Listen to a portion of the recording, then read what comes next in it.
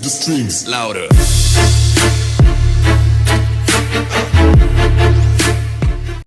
Hey, what's up guys? My name is Switcher T-Scored, and today I'm bringing you guys a 30-0 flawless 30 gun streak ACR MOAB, playing 6v6 domination on the map Village. Hopefully you guys enjoyed this gameplay, and the thing is, in this game I was actually doing really well, and then enemies started quitting out of the game, so I really couldn't find that many players, and then I think the game ends way early because everyone quits, and so there's no enemies left on the other team. But you know, I went 30-0 in this game and I didn't even die, so I think if more players join in, if there's like 6 people in this game, or if the lobby just refilled even a little bit, I probably could have gotten a pretty high flawless game, or maybe a lot higher gun streak. But you know, 30-0 in this game, I still thought it was pretty good.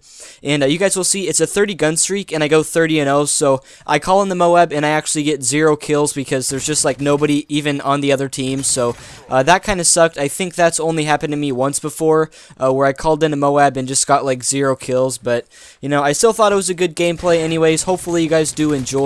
And in today's video, you guys, I actually want to tell you guys some Pokemon Go adventure stories. I know a lot of you guys probably play Pokemon Go, or at least know what the game is, and you know, I've been playing the game so much. Right now, you guys, I'm level like 25, and I've just been playing the game like crazy. I have like over 40 Pokemon that are over 1,000 CP now, and in the Pokédex I have like 105. But you know, I really enjoy the game, and I want to tell you guys some cool stories of like crazy ones I found, or like crazy instances and stuff. So I might try to make a few videos telling you guys some cool Pokemon Go stories, because there's always a story to each one that you catch. If you catch it in like a really cool place, or you get really lucky, or something happens, you have a story for all the Pokemon that you catch. And that's one thing that's really cool about the game, is you can always look at your Pokemon that you have, and you can remember like a story about them, and you can put a story to the Pokemon. So I think that's really cool. And here's the first one, you guys. The only Snorlax that I actually caught, it was actually so lucky because I was really close to my house, like about a mile from home, and I actually went to the gas station to fill up some gas in the car.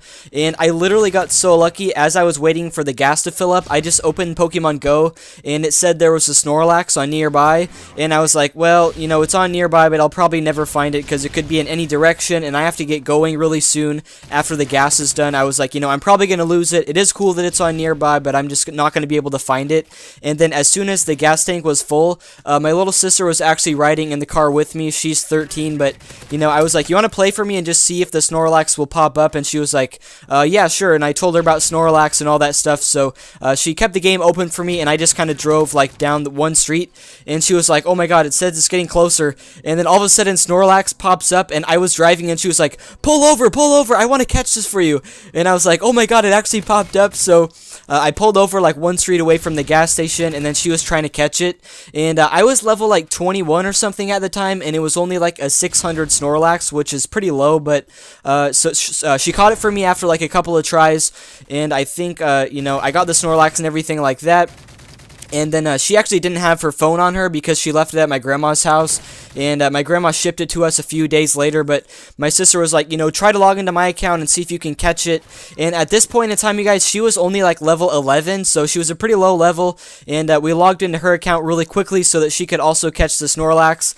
And so she logged in, and then she was a way lower level than me. I think actually I was like level 20, because I remember I had just gotten Ultra Balls, and then she was like 11 or 12. And somehow, you guys, my Snorlax was 600 and hers was 1280, so she was literally like level 11 and she got like a 1280 Snorlax, and we were both freaking out because her highest Pokemon at the time was like 500, and then she got this 1280 Snorlax, and at that point in time it was higher than any of the Pokemon I had, and she was a way lower level. So I was like, dude, you gotta trade me this Snorlax so I can go take over a lot of gyms and stuff. But that's my crazy Snorlax story, you guys. I honestly did not think I would catch it at all. I basically found a Snorlax at the gas station by my house, and it was so lucky, you guys. I've played this game so much, and it's the only Snorlax I found, and it was just so lucky.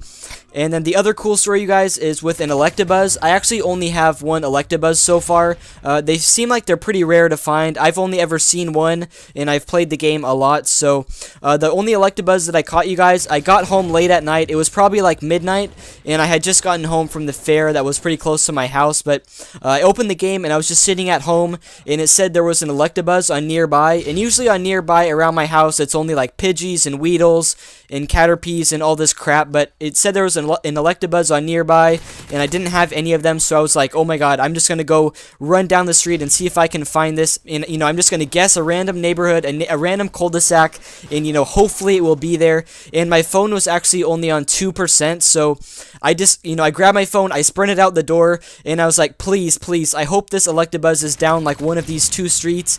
And my phone went down to 1%, and I was literally sprinting, and just randomly, you guys, I chose a random neighborhood. I was like, you know, maybe it's down this way, and then Electabuzz popped up on my screen, and I was literally freaking out. It was only like a 400, but still, I just wanted him for the Pokédex because I didn't have any yet, and so my phone was on like 1%, and I was like, oh my god, I gotta catch this, and then I caught the Electabuzz, and before I even made it back home, I started walking back, and then my phone died. So I literally got so lucky, you guys. If my phone was just a tiny bit lower on battery, I would not have been able to catch that Electabuzz. So those are 2 of my really cool Pokemon Go stories so far. My only Snorlax catch and my only Electabuzz catch. I have a lot more stories here written out for you guys. I'm probably going to make some more Pokemon Go adventure stories because they're pretty fun to tell, whether it's to you guys in a video or to my family in real life. It's always cool to just, you know, share your Pokemon Go stories, and I love the game so far. So hopefully you guys enjoyed those stories, and hopefully you guys enjoyed this 30-0 flawless MOAB.